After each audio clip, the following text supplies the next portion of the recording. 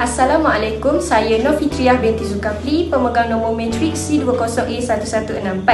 Saya bersama ahli kumpulan saya akan membentangkan refleksi kami mengenai gerakan Bauhaus.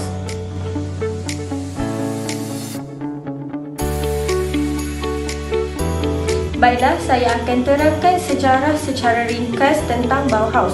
Sekolah Bauhaus atau The Bauhaus School membawa maksud kepada rumah pembinaan dan telah ditubuhkan oleh Walter Gropius pada tahun 1919 di Weimar, Jerman.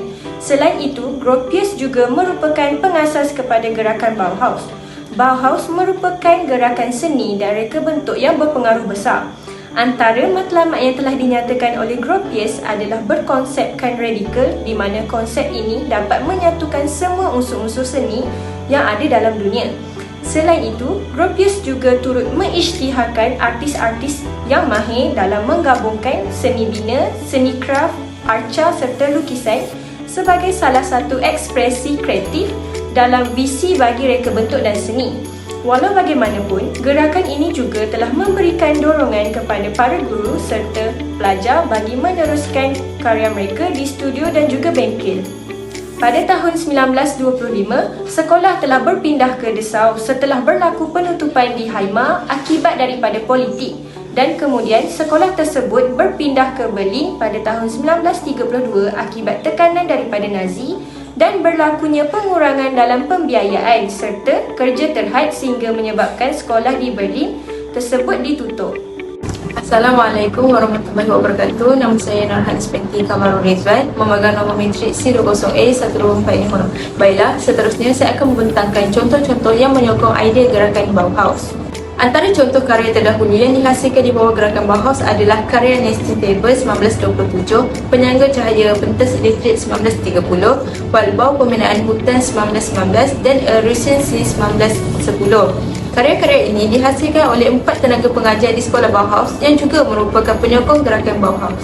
Pertama ialah karya Walbau yang dihasilkan oleh Paul Klee pada tahun 1919. Mengikut susunan kronologi, karya Walbau adalah karya pertama yang dihasilkan oleh Paul Klee. Karya ini merujuk kepada hutan hijau yang bercantum dengan unsur-unsur graded yang menunjukkan dinding dan jalan. Karya ini juga menggabungkan lukisan primitif simbol dengan penggunaan warna perwakilan. Kedua ialah karya Homage to the Square yang dihasilkan oleh Joseph Albert pada tahun 1950 dan 1960. Joseph Albert terkenal dengan karya Homage to the Square yang memfokuskan kepada kesederhanaan bentuk dan interaksi bentuk dan warna. Albert sangat berpengaruh sebagai seorang guru pertama di Bauhaus Jerman dan beliau mengajar kursus dalam teori reka bentuk dan warna. Karya seterusnya ialah karya Regency yang dihasilkan oleh Wassily Kandinsky pada tahun 1910. Wassily Kandinsky merupakan salah seorang guru besar di Bauhaus bermula tahun 1923 hingga 1933 dan beliau mengajarkan mengenai teori warna dan bentuk yang lebih ke arah gaya abstrak. Karya Regency merupakan cat air abstrak yang pertama dihasilkan oleh Wassily Kandinsky. Akhir sekali, karya Laszlo Moholy-Nagy iaitu Penyaga Cahaya Pentas Elektrik yang dihasilkan pada tahun 1930. Karya ini adalah salah satu karya utama dalam sejarah arca abad ke-20, berdiri di persimpangan sejarah seni kinetik, estetika mesin dan juga inovasi material. Karya ini juga mempunyai kehidupan yang kaya dan sangat berpengaruh di mana ia telah dipersembahkan sebagai salah satu alat pencahayaan pentas untuk teater abstrak. Assalamualaikum dan selamat sejahtera. Saya Khairil Najmi bin Azman, nombor matrik C20A1017.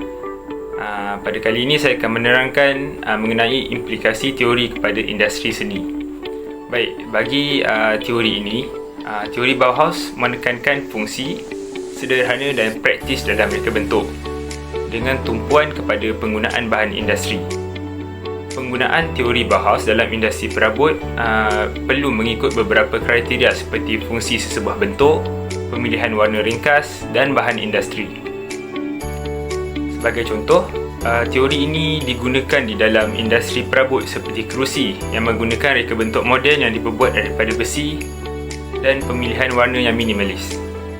Selain itu, bekas makanan yang diperbuat daripada kaca dan plastik juga menggunakan gaya moden apabila produk yang dihasilkan menggunakan bentuk cube ataupun kubus.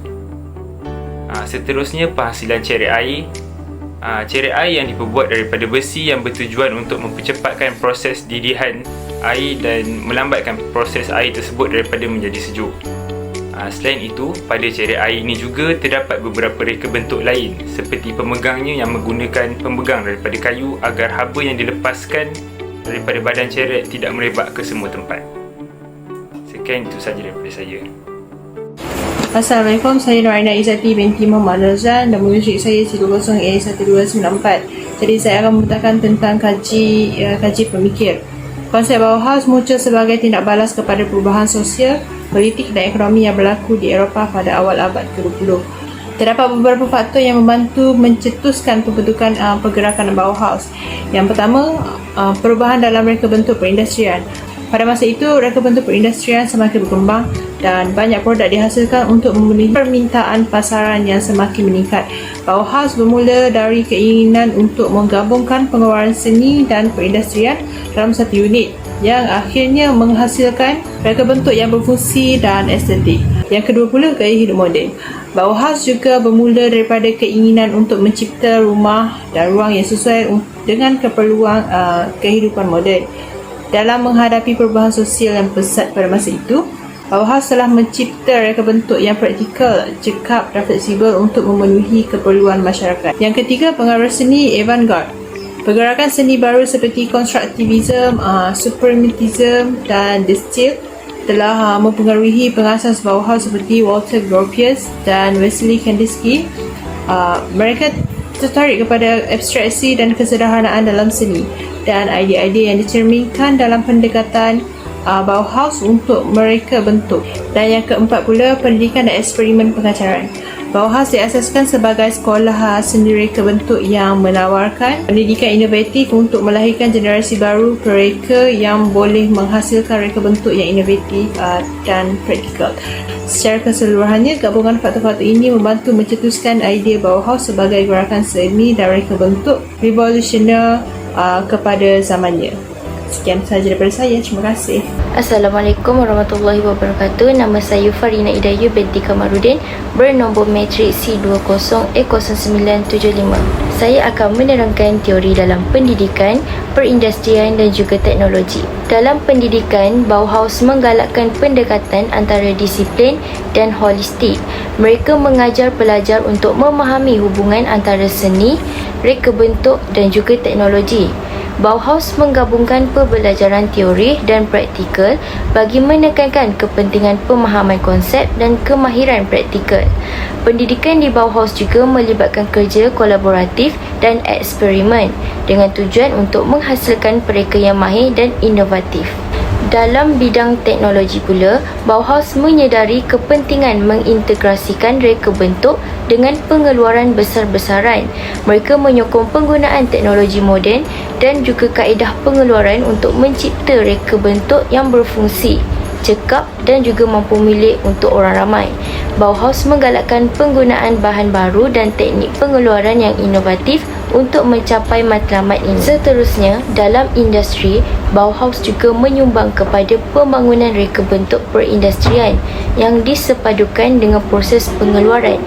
Prinsip reka bentuk Bauhaus seperti kejelasan bentuk, fokus pada fungsi dan penggunaan bahan ringkas serta berkualiti tinggi telah mempengaruhi pembangunan reka bentuk perindustrian dalam pelbagai sektor. Reka bentuk Bauhaus juga memberi inspirasi kepada pergerakan moden dalam seni bina dan reka bentuk produk. Secara keseluruhannya, teori Bauhaus dalam pendidikan, teknologi dan industri memfokuskan pada penyepaduan seni, reka bentuk dan teknologi dengan matlamat untuk mencipta produk yang berfungsi, estetik dan juga boleh diakses oleh pelbagai masyarakat.